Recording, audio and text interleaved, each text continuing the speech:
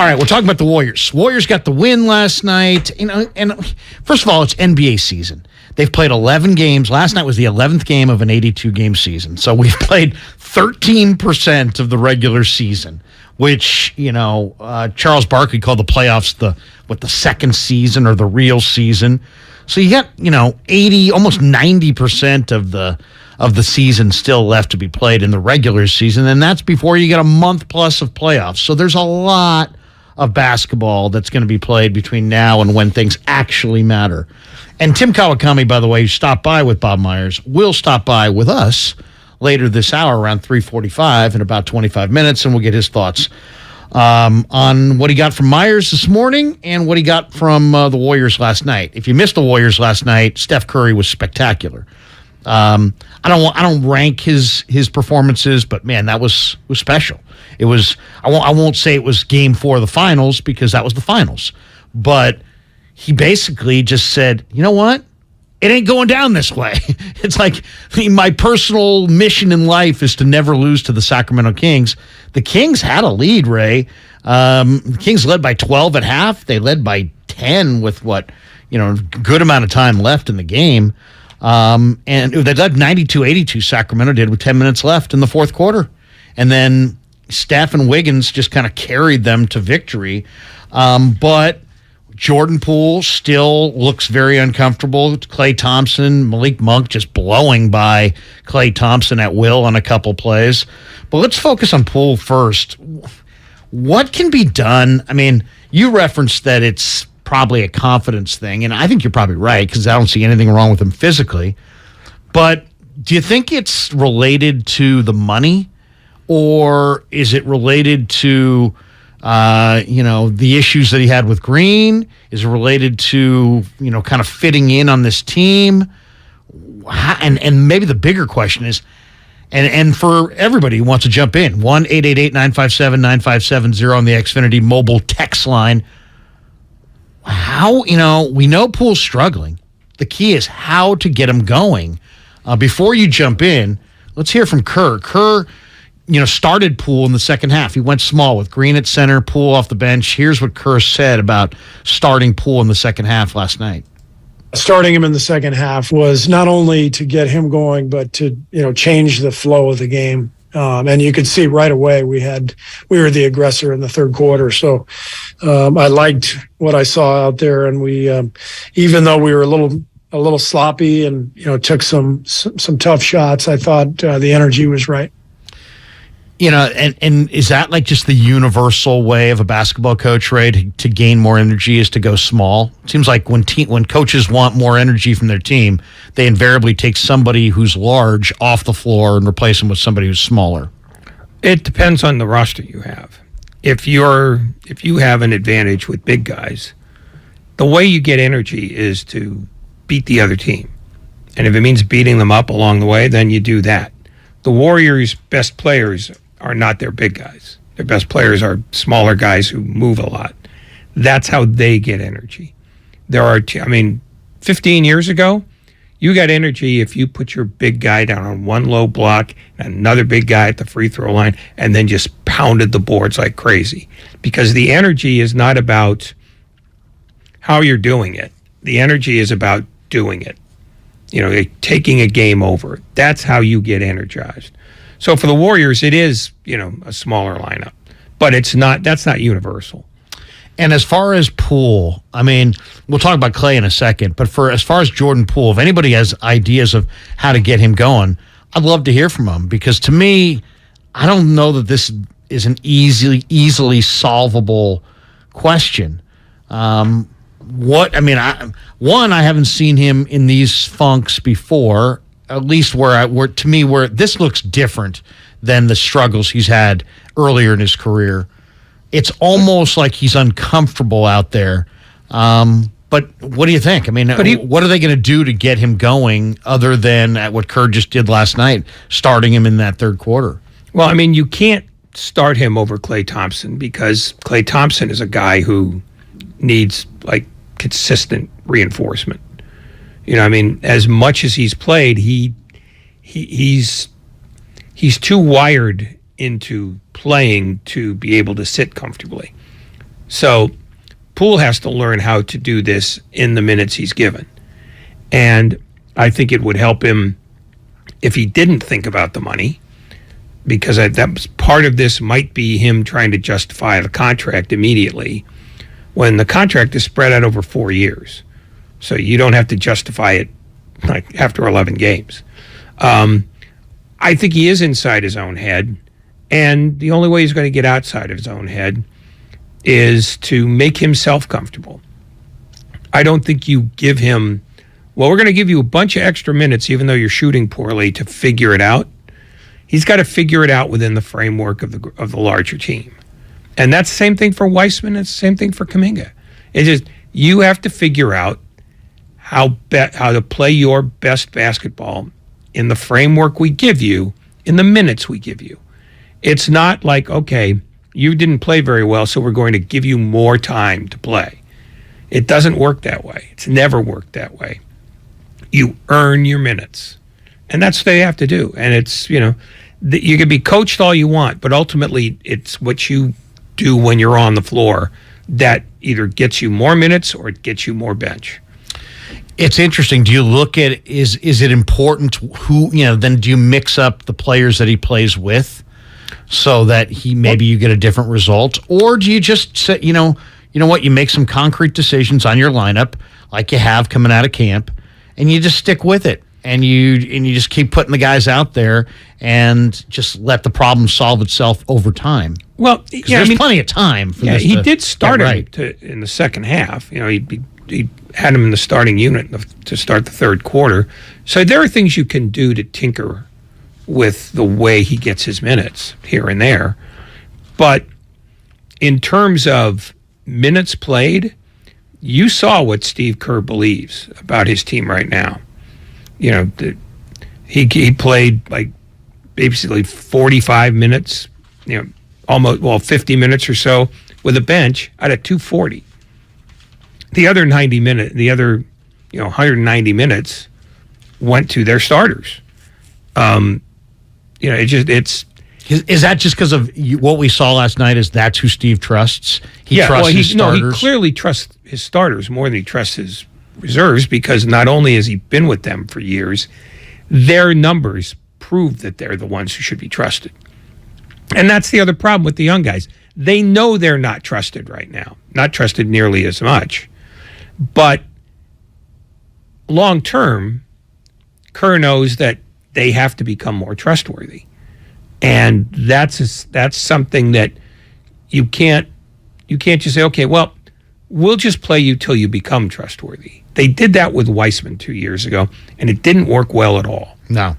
Well, it gave him run, and it gave them an idea of where he was at.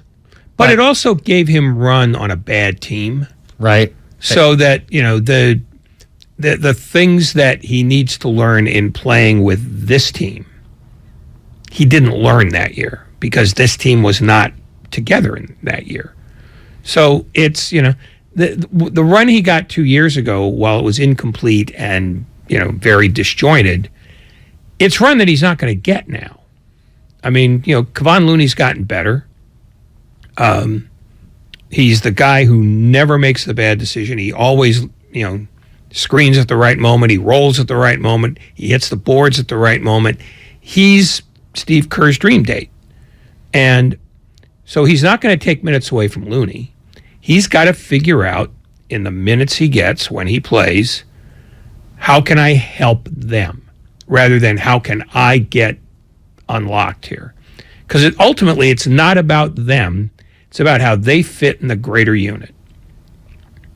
It is interesting because you have guys who have accomplished so much in the starting unit. I mean, Curry and Thompson and Green and Wiggins. I mean, these guys have accomplished an awful lot. But I'm just thinking of the greater good. Would it really hurt?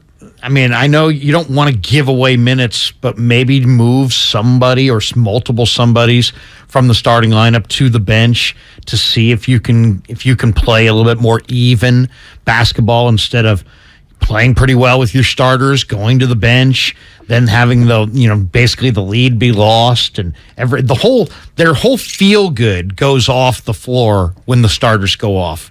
Now the second unit comes on, and they can feel, it's almost like they can feel the burden of expectations, and their games aren't really developed, and there's multiple agendas potentially. It just feels like that second unit needs a little something, and I'm not sure what it is. The something it needs is to play more dynamic basketball, because... And is that led by Poole and his offense? I don't know what it's led by, because we haven't seen enough Poole offense to be able to make that determination. And really, of those 5 guys who came off the bench last night, only Moody is relatively reliable, and Anthony Lamb has been a mild surprise and a pleasant one. The other 3 guys, Ty Jerome, it was minus 22 in 11 minutes. Kuminga got 9 minutes, and Poole is still, shooting poorly. It's just, if you have a unit that's functioning very well and one that's functioning poorly, it's almost like the old hockey question. If you have one line that's doing really well, right, but the second line is doing poorly, do you change up both lines? Maybe make the second one a little bit better and the first one a little worse? They try that all the time, and then they try it back, and it's it's an ongoing process. So there's no set, they have to do this to make that second unit better. The second unit has to play better on its own. And maybe this is not so much a confidence problem for all of them. Maybe it's a roster problem.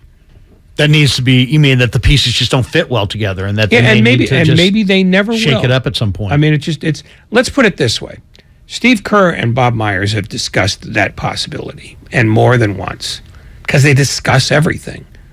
And there are going to be there are questions being asked now, and they're going to get immeasurably harder the longer this goes on, because Steve Kerr does not want to look up in 2 weeks and see that they're he's looking 5-12. Yeah, and they're 2 games away from catching the Sacramento Kings. Yeah, it's one, you're competitive. 2, you can't give up that many games to teams that are running well, like Phoenix and Portland and now Utah. You just can't go, okay, we'll spot you 10 games and then we'll just try to catch up.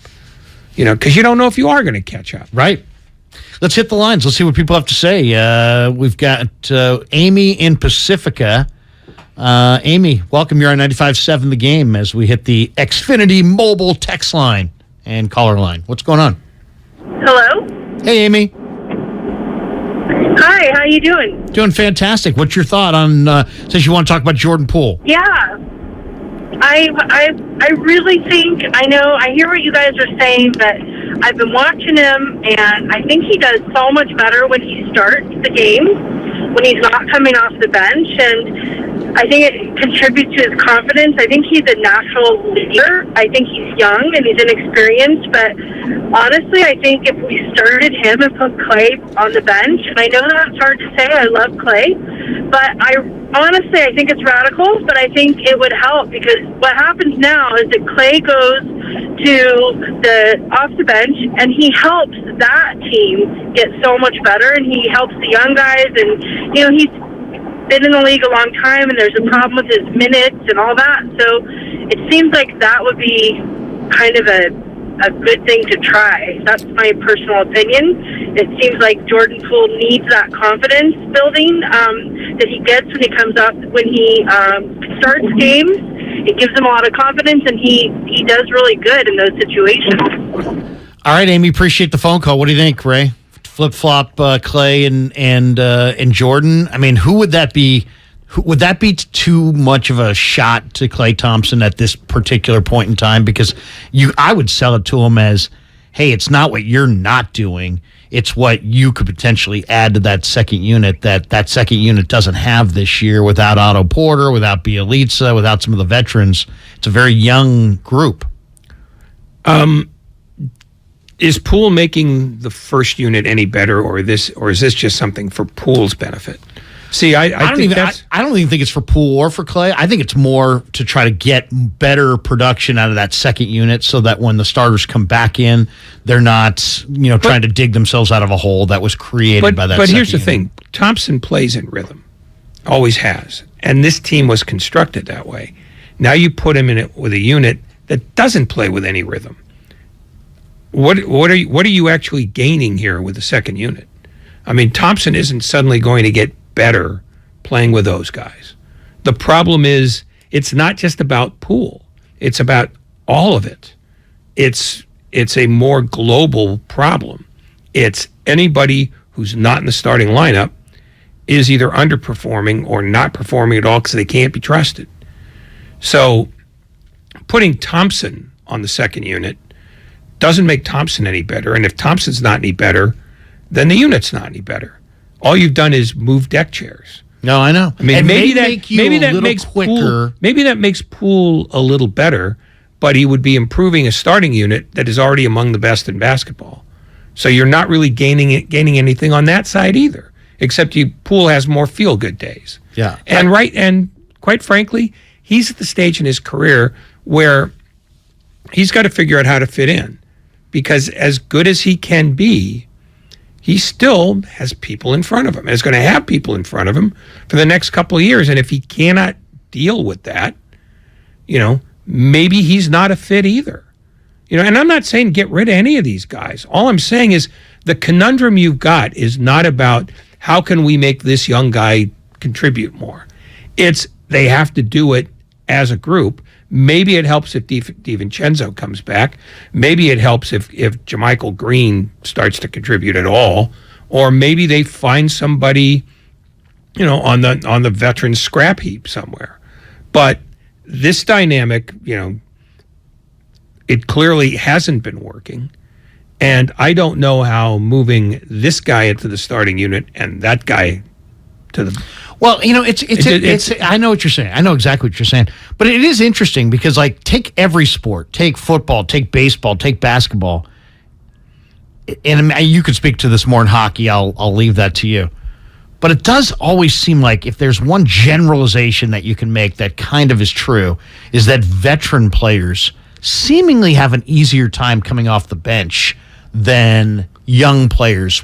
Even with young players have significantly more talent than the veterans that we're talking about. It seems like veterans, for whatever reason, I don't know if it's mental or if they can compartmentalize or what the deal is, but it doesn't seem like veterans in all sports, like veteran pinch hitters do better than, rookie pinch hitters generally. And veteran guys off the bench in the NFL can play spot play and still do something for you better than a young player could. I don't know, maybe that's an overgeneralization, but just seems like veterans have an easier time adapting to coming off the bench. Yeah. I mean, as a general rule, sure, but it's not universal. Right. And baseball doesn't matter because that's a profoundly individual sport under a team, under the guise of a team. Basketball and hockey require more flow, which is why when you make a lineup change, you promote a guy from the third line to the first line, they do fine for a couple of games, and then they revert to who they are, which is why you put them on the third line to begin with. And usually when you have a problem like that persists, you find out that the guy you're trying to force feed to get better is only as good as he is. With Poole, you're going to have to live with the fact that as a streaky shooter, he's going to have stretches like this where he's either in his own head or just missing open shots. It could turn Friday. He could easily go 7 for 11 because that's the nature of his game. But in terms of how do we take a unit that's working really well for us and then insert somebody who's not been playing well and make that unit somehow better? No, that's basically putting the individual ahead of the team. And when the dynamic you've got is our starters are among the best in basketball this year. Never mind history, never mind the past, never mind the rings, ignore all of it. This year, all their metrics say that they are as good a unit as there is in basketball. why do you ruin that in hopes of, or why do you potentially ruin that in hopes of getting a guy off the bench going? No, it's a great question. I think it literally is about the guys on the bench have to figure out how to be better for each other. And maybe some of that is just reinforcement in practice. Maybe it is you give a guy a little more run in one game and maybe not in the next if they don't earn it. I mean, it's a constant it's shifting sands.